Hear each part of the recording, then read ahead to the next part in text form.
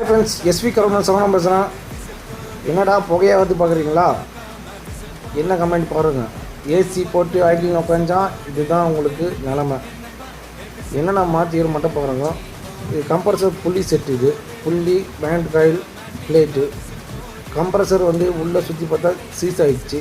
வேறு கம்ப்ரஸ் போட்டு அந்த புள்ளி செட்டு போட்டாச்சு. எல்லாமே கம்ப்ரஸ் புள்ளி செட்டு. இப்போ வந்து ப்ராப்ளம் போல வச்சு ஐடியில் ஏசி போட்டு உட்காந்தா கம்பல்சரி இது மாதிரி நிலமெல்லாம் வரும். ஏசி கம்ப்ரஸர் பொறுத்த வரைக்கும் பெட்ரோல் வண்டிக்கு லைட் வராது, டீசல் வண்டி வர மாதிரி வராது.